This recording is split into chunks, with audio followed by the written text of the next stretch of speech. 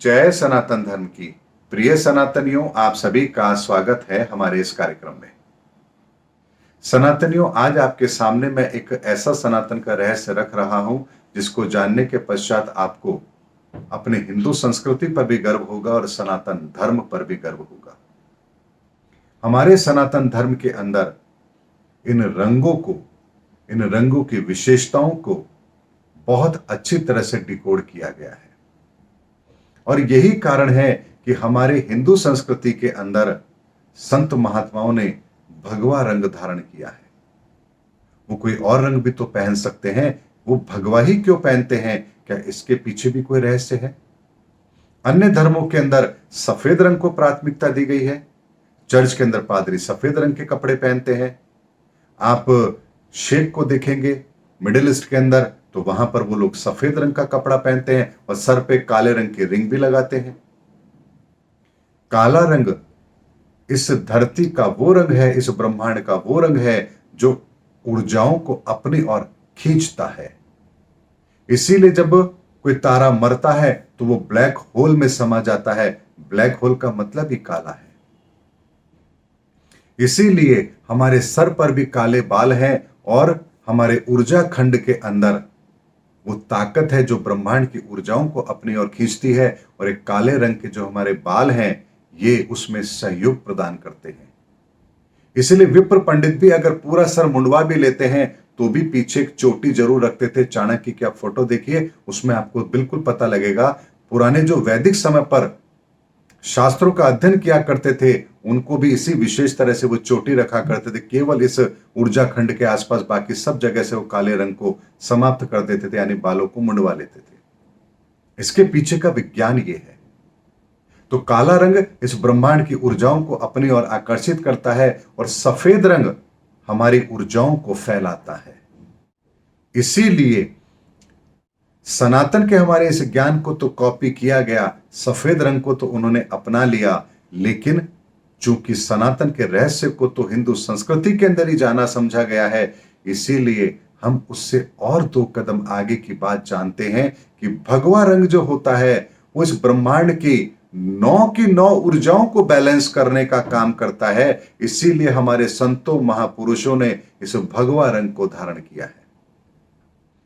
भगवा रंग काले को भी, सफेद को भी, पीले को भी, नीले को भी, हरे को भी, लाल को भी, हर रंग को बैलेंस करने का काम करता है। इसीलिए अगर आप सूर्य यंत्र देखेंगे जहां 1 से 9 तक के अंक लिखे होते हैं, उस सूर्य यंत्र के मध्य में भी 5 ही होता है और 5 रंग बृहस्पति का है और बृहस्पति का रंग पीला अर्थात भगवा है। इसीलिए सनातन को जानने वाले हम सनातनियों ने ही हिंदू संस्कृति को अपने जीवन में शामिल किया। यानी सनातन के नियमों को जब हम अपने जीवन में शामिल कर लेते हैं तब हम अपने आप को हिंदू संस्कृति का अग्रणी कहलाने के हकदार होते हैं। केवल जन्म के साथ हम हिंदू नहीं हैं। जब तक हम सनातन धर्म को अपने जीवन में स्वीकार नहीं करेंगे, हम हिंदू संस्कृति को अपना करके अपनी अग्रणी भूमिका निभा ही नहीं सकते। इसीलिए हमें अब सनातन धर्म को समझना है और उसे अपने जीवन में शामिल करना है।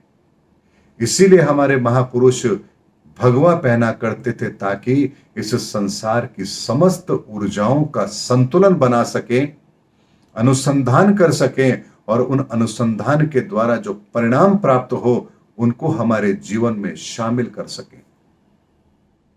यही कार्य वो करते थे, इसीलिए उन्हें हम ऋषि कहते थे, इसीलिए हम उन्हें संत महात्मा कहते थे। यानी रंग की भी एक महत्वता है और उस रंग के साथ न्याय करना ये उस रंग को धारण करने वाले के लिए अत्यंत आवश्यक है।